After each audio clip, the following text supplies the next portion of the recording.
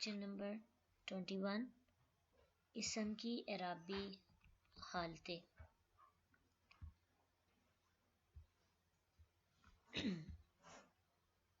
اسم کی 3 اعرابی حالتیں ہوتی ہیں: رفع، نصب اور جر۔ رفع کسی بھی اسم کی اصلی حالت یعنی اس کی اوریجنل فارم جو ہے اس کو حالت رفع کہتے ہیں، یعنی کوئی بھی اسم اپنی جس اصل یعنی اس کی جو فرسٹ فارم ہوتی ہے، یعنی اس کو آپ پیدائش بھی کہہ سکتے ہیں، اس کی جو پیدائش ہے وہ حالت رفع میں ہوتی ہے، پھر اس کے بعد اس کو چینج کیا جاتا ہے کچھ عوامل کی وجہ سے، تو اوریجنل فارم کو حالت رفع کہتے ہیں، اور آبجیکٹو کیس یعنی پہلی تبدیل شدہ جو خالد ہوگی، چینج فارم ہوگی، اس کو ہم نصب کہیں گے۔ اور یہ آپ کو پتہ چل جائے گا کہ کیوں کسی بھی لفظ کے اوپر یعنی کسی بھی اسم کی نسبی حالت کیوں ہوتی ہے، کسی بھی اسم کی جری حالت کیوں ہوتی ہے۔ سیکنڈ چینج جو ہوتا ہے اس کو جری حالت کہتے ہیں، لیکن ابھی فی الحال آپ صرف اتنا یاد رکھیں کہ اسم کی جو اعرابی حالتیں ہیں وہ 3 ہیں: رفع، نصب اور جر۔ جس کی حالت رفع ہوگی اسے مرفوع کہیں گے، یعنی تو جس کی حالت نصبی ہوگی اسے منصوب کہیں گے، اور جس کی حالت جری ہوگی اس کو مجرور کہیں گے۔ بے نون گروپ اور کیونکہ اعراب جو ہے اس کی بالحرکت ہوتا ہے، اس کی جو اعرابی حالت ہے وہ حرکت کے ساتھ ہوتی ہے، تو جن کے لاسٹ پہ نون نہیں ہوتا ان کی اعرابی حالت حرکت کے ساتھ ہوتی ہے۔ اس کی اگزامپلز یہ ہیں: واحد، اس کی رفعی حالت مسلمون پیش کے ساتھ، اس کی نسبی حالت مسلمن جو ہے وہ زبر کے ساتھ، اور اس کی جری حالت مسلمین زیر کے ساتھ ہے۔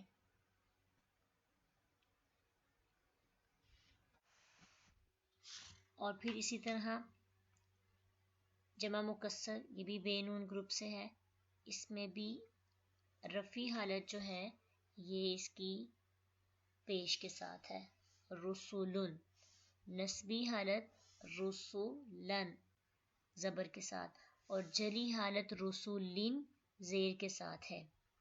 پھر جمع مؤنث سالم، اس میں تھوڑا سا چینج ہے اس کی بھی اعراب بالحرکت ہی ہے، لیکن اس کی رفعی حالت تو پیش کے ساتھ ہوگی مسلماتن، لیکن اس کی نسبی اور جری حالت دونوں جو ہیں زیر کے ساتھ ہوں گی، یعنی جمع مؤنث سالم میں اس کے اسم کے آخر میں نسبی حالت میں زبر نہیں آتا، زیر آتی ہے۔ مسلماتن، جری حالت بھی مسلماتن، نسبی اور جری حالت دونوں زیر کے ساتھ آئیں گی۔ یہ ایک اہم قاعدہ ہے، یہ آپ الگ سے نوٹ کر لیجئے کہ جمع مؤنث سالم کی حالت نصب اور جر دونوں میں زیر آئے گی۔ تو یہ آپ کو آسانی سے پتہ چل جائے گا، کسی بھی اسم کے آخر میں جب آپ زبر زیر پیش کو دیکھیں گے تو آپ کو ان کی حالت سمجھنے میں آسانی ہوگی، اور یہ سمجھنا کیوں ضروری ہے کیونکہ اسے پتہ چلے گا کہ کوئی بھی اسم اگر رفعی حالت میں ہے تو اس کس کیس میں ہے، آبجیکٹیو کیس میں ہے یا پھر سبجیکٹیو کیس میں ہے یا پھر پوزیسو کیس میں ہے۔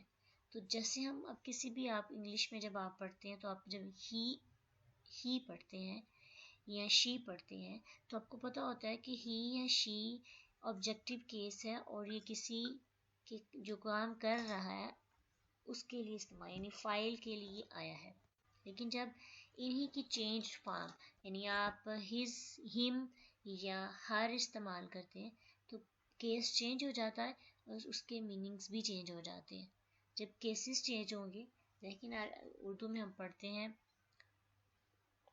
کہ وہ اسکول گیا اور اپنی کار کو بھی ساتھ لے کے گیا، اور اس کی گاڑی بہت پیاری ہے۔ اب دیکھیں بات ایک ہی بندے کی ہو رہی ہے، لیکن کبھی اس کے لیے وہ آیا ہے، کبھی اس کے لیے اپنی آیا ہے، کبھی اس کے لیے اس کی کار، تو یہ پروناؤنس جو ہیں یہ مختلف کیسز میں ہے، تو اسے ہمیں ان کی کیسز کی وجہ سے اس کی میننگز کا پتہ چل جاتا ہے. تو اسی طرح یا پھر ہم ایک اردو میں اگر ایک سینٹینس لیتے ہیں جس میں ہے کہ احمد نے علی کو مارا. اب دونوں نون ہی ہیں، اس سمے احمد بھی نون ہے اور علی بھی نون ہے، لیکن اس وقت ان کے کیسز ڈفرینٹ ہیں. احمد نے مارا، احمد سبجیکٹیو کیس میں ہے، اور علی کو مارا اور علی اس وقت آبجیکٹیو کیس میں ہے. تو عربی لینگویج میں زبر زیر اور پیش کی وجہ سے ہمیں کیسز کا پتہ چلے گا کہ یہ ورڈ جو ہے، یہ اسم جو ہے کس کیس میں ہے. موسٹلی جو سبجیکٹیو کیس ہوتا ہے وہ رفع حالت میں ہوتا ہے موسٹلی. یا یاد رکھ لیں سبجیکٹیو کیس یعنی جب فاعل ہوتا ہے تو وہ اب آپ قرآن میں دیکھیں گے جہاں پہ اللہ کے کام کرنے کا ذکر آئے گا تو اللہ کے اوپر پیش ہوگی. تو اسی طرح جب کوئی کام آبجیکٹیو کیس میں ہوتا ہے یعنی جس پر کام کیا جا رہا ہو، مفعول کی حالت، مفعول جو ہوتا ہے وہ نصب، اس کی حالت نصبی ہوتی ہے. ابھی انشاءاللہ جیسے ہم قرآن میں اس کو اپلائی کریں گے تو ہمیں ہو سکتا ہے کہ آج کے ہی لیسن میں اس کی اگزامپلس ملیں، تو اس سے جملے کے جو ٹرانسلیشن ہے وہ کرنے میں بہت آسانی ہو جاتی ہے. لیکن اگر ان چیزوں کا نہ پتہ ہونا تو بعض اوقات انسان ورڈس کے جیسے میننگس بھی بدل دیتا ہے. جیسے کہ قرآن کی ایک آیت ہے قتل داوود جالوتا، قتل کیا داؤد نے جالوت کو. قتل داوود کیسے پتہ چلا کہ داؤد نے قتل کیا؟ کیونکہ داؤد کے اوپر یعنی داؤد رفع حالت میں ہے، داوود رفع حالت میں، اس کا مطلب ہے کہ کام کرنے والا داؤد ہے. جالوتا نسبی حالت میں، اس کا مطلب ہے کہ کام جو ہے وہ جالوت پہ ہوا. لیکن اگر اس کو ہم ایسے پڑھیں قتل داوود جالوت تو بالکل سنٹینس کے میننگز اور اس کے اصل جو مطلب ہے بالکل غلط ہو جاتا ہے. قتل کیا جالوت نے داؤد کو، تو بالکل چینج ہو جاتا ہے. اسی طرح جہاں پہ لفظ اللہ کے اوپر پیش ہے، اگر ہم کیونکہ اللہ اور مخلوق کا رشتہ ہوتا ہے نا جن جملوں میں کہ اللہ یہ کرنے والا ہے مخلوق کو، اللہ تعالیٰ نے مخلوق کو پیدا کیا. تو جیسے خلق الانسان ضعیفا کہ انسان جو ہے ضعیف پیدا کیا گیا ہے. تو یہاں پہ بھی اگر اس کے زبر زیر کی مسٹیک ہو جائے یعنی پیش کی جگہ اگر زبر آ جائے تو فاعل مفعول اور مفعول فاعل بن جاتا ہے، جس سے میننگز بھی بدل جاتے ہیں.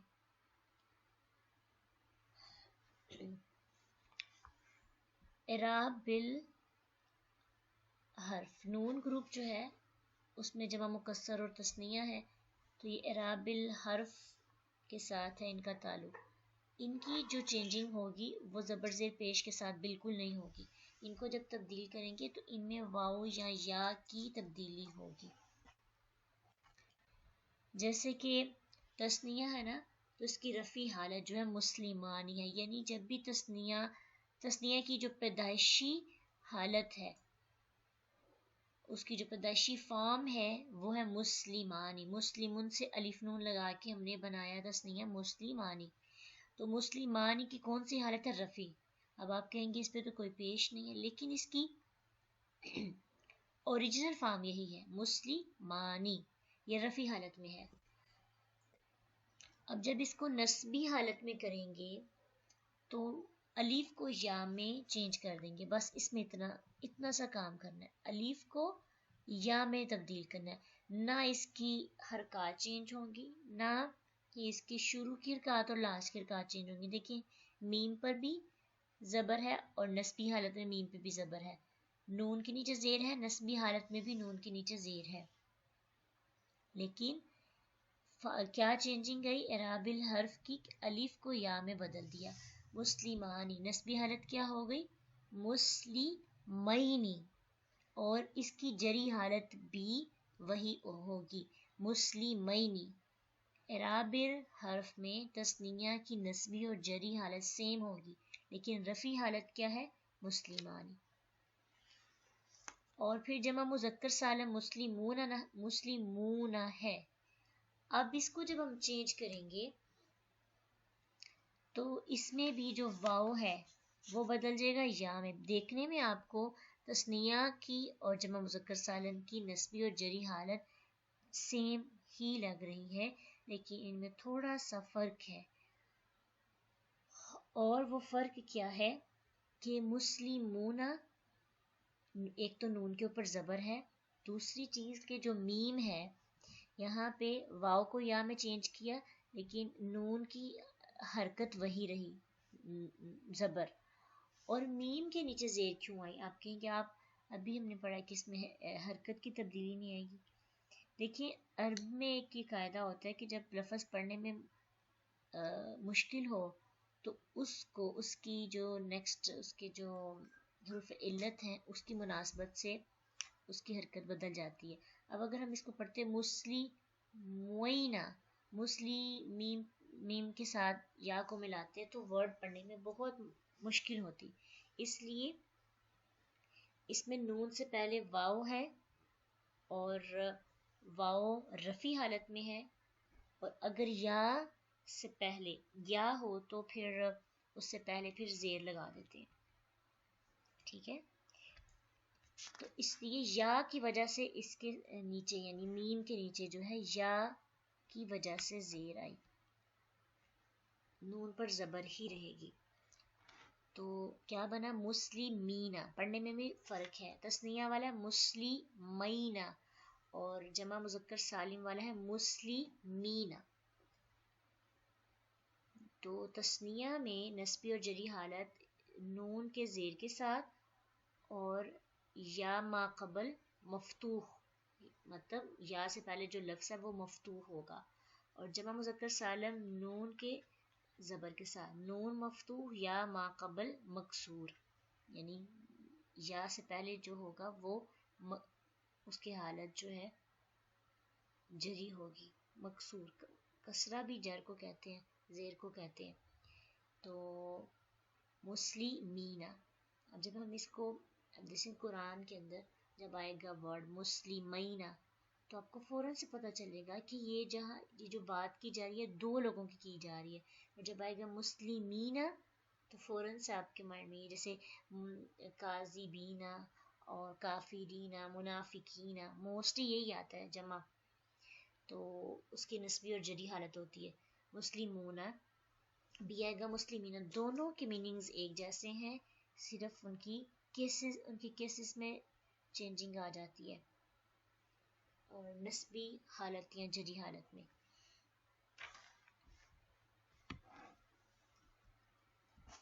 हमारा ये टॉपिक जो है हमने स्टार्ट किया था, इस्म की डिफरेंट इकसाम थी जिसमें जिन्स था, अदद था, वुसअत और एराब, तो ये कंप्लीट हो गया अल्हम्दुलिल्लाह। नेक्स्ट हमारे मुरक्कबात शुरू हो जाएंगे, तो इसको कोशिश करें कि ये बहुत इम्पोर्टेंट है।